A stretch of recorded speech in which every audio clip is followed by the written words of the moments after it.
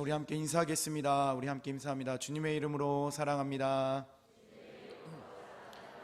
한 번 더 인사하겠습니다. 주님의 이름으로 축복합니다.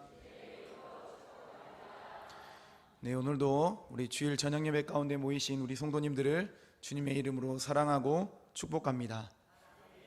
네, 우리 성도님들께서는 아마 주님의 교회에 심우하셨던 이재철 목사님을 아마도 알고 계실 겁니다.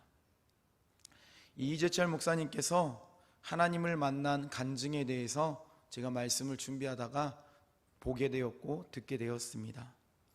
이재철 목사님은 이 목사님이기 이전에 예수님을 만난, 하나님을 만났던 그 경험에 대해서 이렇게 이야기합니다. 이재철 목사님께서 1984년 여느 날과 마찬가지로 밤늦게까지 술을 마시다가 귀가를 하게 되었다고 합니다. 그때 귀가 시간이 새벽 2시경이었답니다. 그 당시 목사님께는 나쁜 습관이 있었는데 아무리 술을 많이 먹고 와도 집에 와서는 반드시 밥을 먹는 습관이 있었다고 합니다. 그래서 잠자는 아내를 깨워서 차려주는 밥을 먹곤 하는데 그날은 이상하게 아내를 깨우지 않았다고 합니다. 방에 들어가자마자 아내가 엎드려져 자고 있었기 때문입니다. 그런데 머리맡에는 성경책이 놓여 있었고 그 성경책을 보아 목사님은 자신을 기다리다가 성경을 읽다가 잠이 들었구나라고 생각하게 되었다고 합니다. 그런데 그 엎드린 아내의 얼굴 밑에 하얀 노트 한 권이 깔려져 있었습니다.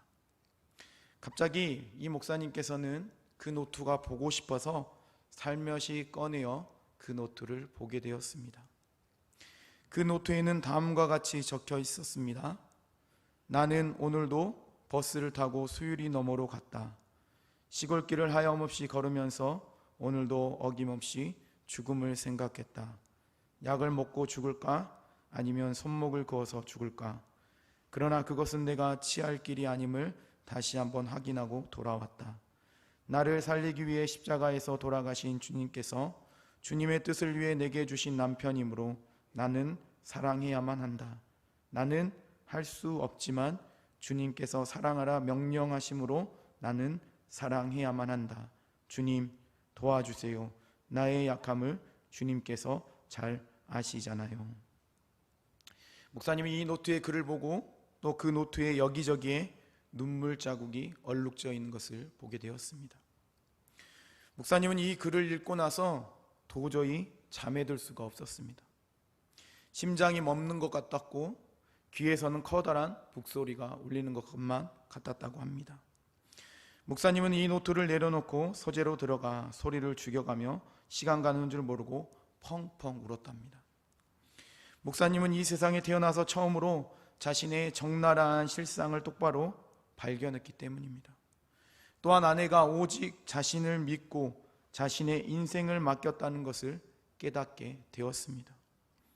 그리고 자신에게 이렇게 질문하기 시작했습니다. 그런 아내가 자신 때문에 죽음을 생각하고 있을 때 나는 도대체 무엇을 하고 있었던가?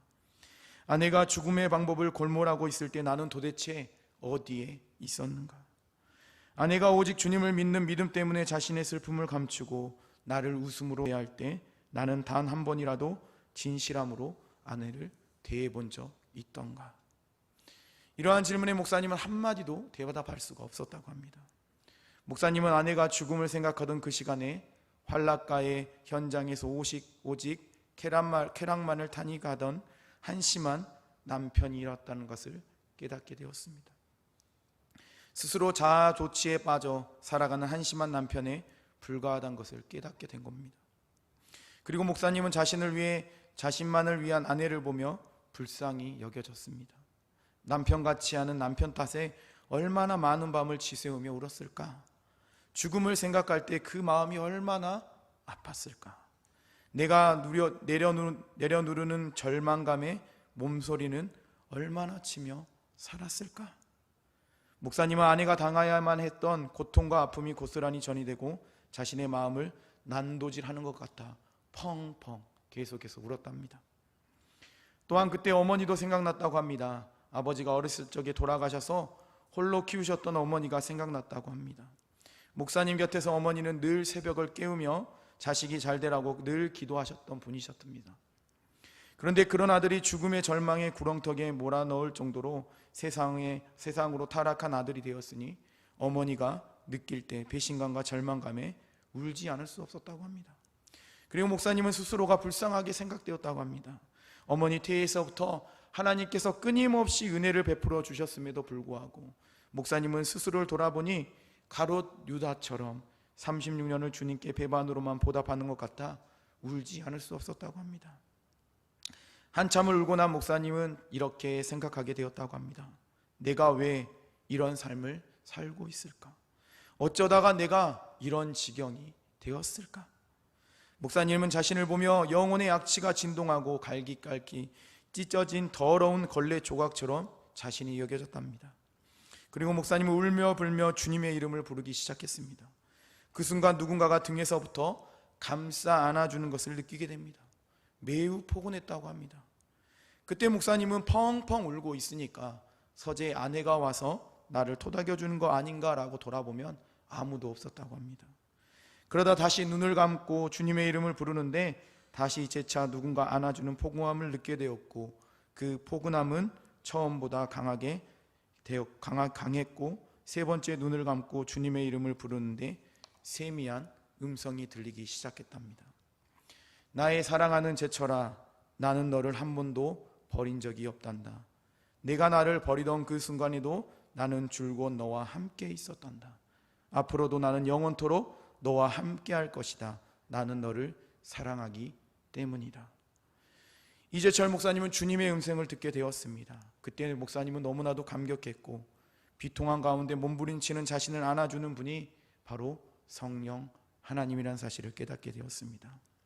그리고 그날부터 목사님이 즐기던 술과 담배를 끊게 되었고 손에서 떠나지 않던 트럼프와 화투가 꼴도 보기 싫었다고 합니다. 그날부터 목사님은 주변 동료들과 가족들에게 변했다는 말을 듣기 시작했고 그날부터 가정이 세워지기 시작했고 그로부터 만 8년 3개월이 지나서 목사로서 설 수 있었다고 합니다. 이처럼 이재철 목사님에게 하나님은 어떤 분인가? 하나님은 따뜻하게 감싸 안아주는 하나님이셨습니다. 가장 비통하고 가장 절망적인 순간에 찾아와 인생의 길잡이가 되어주시고 가정을 다시 세워주셨던 분이 바로 하나님, 그 따뜻한 하나님이셨다는 사실을 고백했습니다. 그런데 사랑하는 성도님들, 오늘 우리가 함께 읽은 이 에레미야 15장의 말씀에도 가장 비참하고 가장 절망적인 순간에 하나님이 자신에게 어떤 분인지를 고백하는 한 사람의 고백이 담겨 있음을 우리는 보게 됩니다. 사랑하는 성도님들, 그 사람이 누구입니까? 그렇습니다. 바로 에레미야 선지자입니다. 에레미야는 남유다에서 활동했던 선지자였습니다. 남유다 왕 요시야 때부터 시작해서 이 남유다의 마지막 왕이었던 시드기야의 왕이 다스릴 때까지 5대를 거쳐서 40년 동안 선지자로 활동했던 사람이 이 에레미야 선지자였습니다. 그런데 우리가 오늘 함께 읽은 말씀에 보면 40년 동안 선지자로 활동했던 에레미야가 깊은 절망에 빠져 있는 것을 보게 됩니다. 더 이상 선지자로서 활동하지 못할 정도로 깊은 절망에 빠져서 탄식하는 그 에레미야의 절규 섞인 그 말씀들이 오늘 본문에 담겨 있는 것을 볼 수가 있습니다. 우리 함께 읽었던 오늘 본문 에레미야 15장 10절 말씀에 이렇게 기록되어 있습니다. 우리 10절 말씀을 함께 읽어보겠습니다. 내게 재앙이로다 나의 어머니여, 어머니께서 나를 온 세계에 다투는 자와 싸우는 자를 만날 자로 낳으셨도다. 내가 꾸어주지도 아니하였고 사람이 내게 꾸이지도 아니하였건만은 다 나를 저주하는도다. 아멘. 이것을 세번역으로 성경으로 읽으면 너무나도 마음에 와닿습니다. 우리 10절 말씀을 세번역 성경으로 함께 우리 화면을 보면서 읽어보겠습니다. 함께 읽겠습니다. 아, 어머니 원통합니다. 왜 나를 낳으셨습니까? 온 세상이 다 나에게 시비를 걸어오고 싸움을 걸어옵니다. 나는 아무에게도 빚을 진 일도 없고 빚을 준 일도 없는데 모든 사람이 다 나를 저주합니다. 에레미야 선지자는 하나님의 말씀을 남유다 백성에게 전했습니다. 하나님의 말씀에 순종해서 남유다 백성들에게 하나님의 말씀을 선포했습니다.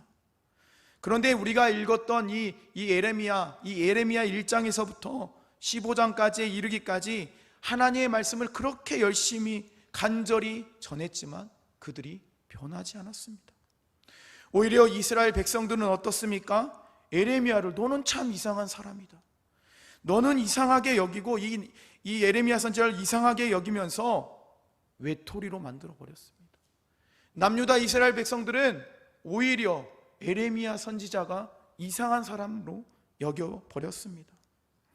뿐만 아니라 어떻습니까? 남유다 나라 역시 40년 동안 그렇게 예레미야가 선지자가 열심히 하나님의 말씀을 전하지만 그 나라에는 변하는 것이 없었습니다.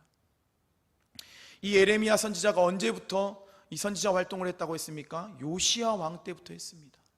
이 요시야 왕 때는 우상을 제거하는 일들이 있었고 신당을 헐어버리는 일들이 있었습니다.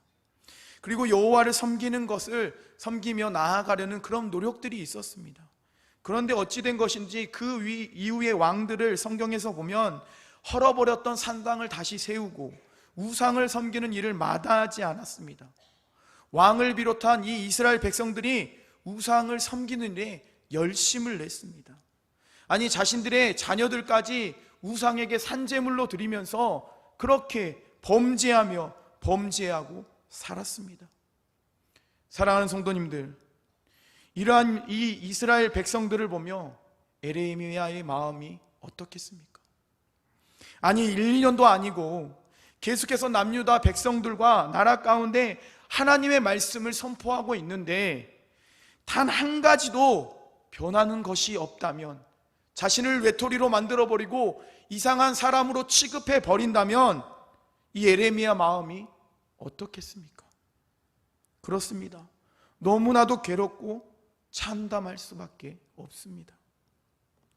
그래서 오늘 보면 에레미야 15장 15절 말씀에 이렇게 고백합니다. 우리 15절 말씀을 함께 읽어보겠습니다. 여호와여, 주께서 아시오니 원하건대 주는 나를 기억하시며 돌보시사 나를 박해하는 자에게 보복하시고 주의 오래 참으심으로 말미암아 나로 멸망하지 아니하게 하옵시며 주를 위하여 내가 부끄러움 당하는 줄을 아시옵소서. 아멘.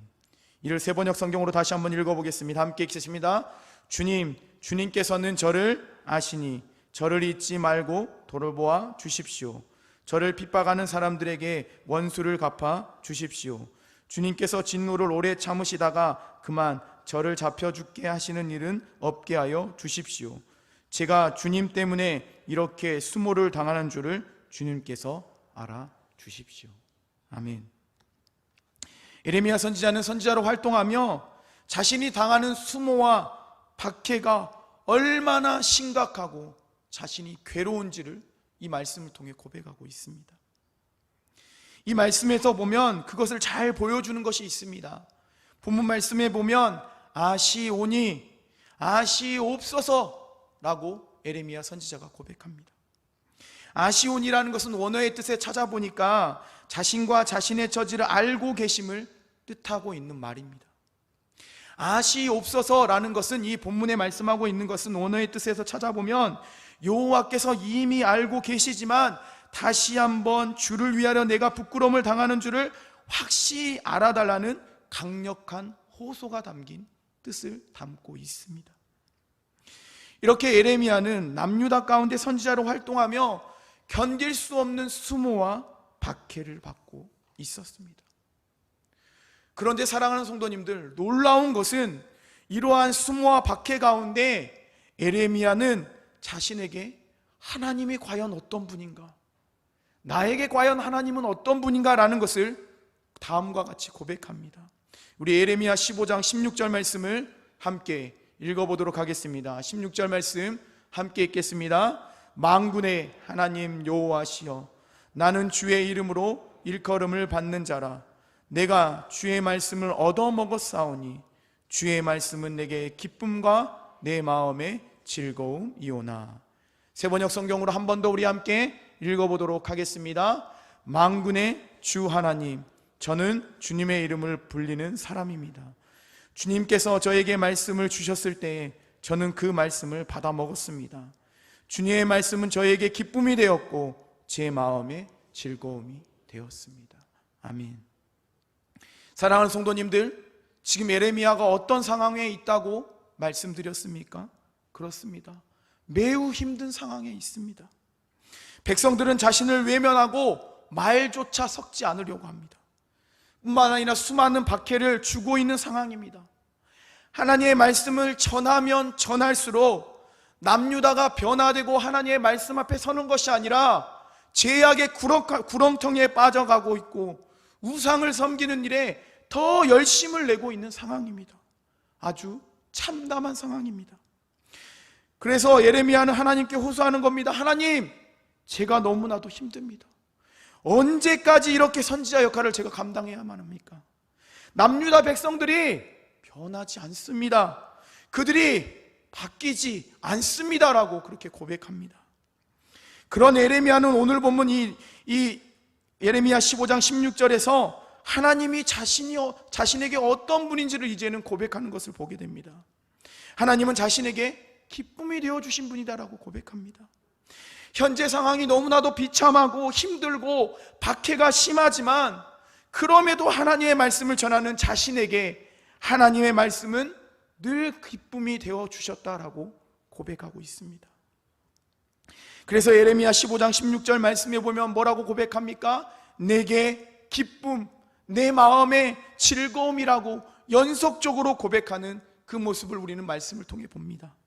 곧 여전히 상황은 변하는 게 없지만 이스라엘 백성들이 바뀌지 않았지만 그가 전하는 하나님의 말씀 그 자체만으로 그에게는 진정한 기쁨이 되었다라고 고백하고 있습니다. 또한 오늘 보면 예레미야 15장 18절 말씀에 예레미야는 하나님이 자신에게 어떤 분인지에 대해서 이렇게 고백하고 있습니다. 우리 18절 말씀 함께 읽어보도록 하겠습니다.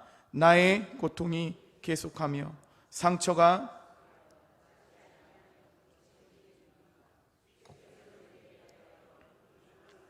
속이는 신의 같으시리이까. 아멘. 사랑하는 성도님, 예레미야는 영육이 지칠 대로 지쳐있는 상황이었습니다. 그래서 하나님께 호소하고 하나님께서 도와주시기를 바라는 마음으로 자신의 형편과 처지를 하나님께 고백했습니다. 그런데 한편으로 이 고백에는, 우리가 함께 읽었던 이 18절 말씀의 고백에는 생수의 근원이 되어 주셨던 분이 하나님이셨다는 사실을 예레미야는 경험을 통해 고백하고 있는 겁니다. 가장 갈급한 상황 가운데 비를 내리시며 가장 뜨거운 햇볕 가운데 그늘을 주셨던 분이 바로 하나님이셨다라는 것을 고백합니다. 곧 예레미야에게 하나님은 즐거움이 되시고 가장 고통 가운데 있을 때, 가장 비통한 가운데 있을 때 건져주셨고 구원하여 주시고 회복시켜 주셨더라. 이 사실을 지금 예레미야가 고백하고 있습니다. 이와 같은 고백을 들은 하나님은 어떻게 응답해 주셨습니까? 우리 예레미야 15장 20절과 21절 말씀에 예레미야가 이런 고백을 통해 나아갈 때 하나님이 예레미야에게 이렇게 말씀하여 주십니다. 우리 20절과 21절 말씀, 예레미야 15장 20절과 21절 말씀 함께 읽도록 하겠습니다. 내가 너로 이 백성 앞에 그들이 너를 칠지라도 이기지 못할 것은 내가 너와 함께하여 너를 구하여 건짐이라. 여호와의 말씀이니라. 내가 너를 악한 자의 손에서 건지며 무서운 자의 손에서 구원하리라. 아멘. 사랑하는 성도님들, 우리 성도님들에게 하나님은 어떤 분이십니까? 예레미야처럼 기쁨이 되시고 가장 고통 중에 있을 때, 가장 어려움에 처해 있을 때 건져주시고 구원해 주신 그런 분이십니까? 저도 이 말씀을 준비하면서 하나님은 과연 나에게 어떤 분인가? 라는 생각을 해보게 되었습니다. 우리 성도님들 잘 아시겠지만 제가 어려서 어떻습니까? 할머니 할아버지가 다 돌아가시고 어머니도 가출하시고 아버지도 돌아가시고 그렇게 홀로 되었을 때 외롭고 기댈 곳이 없는 상황 가운데 있었습니다. 그런데 긴 터널과 같은 그런 어둠 속에 있을 때, 절망의 끝이 보이지 않을 것만 같을 때 찾아오셨던 분이 바로 하나님이셨습니다. 이 중고등학교를 날 때는 대학교를 가야 되는데 등록금이 없었습니다. 그런데 어떻습니까? 하나님이, 제가 고등학교 2학년 때, 하나님, 전 등록금이 없습니다.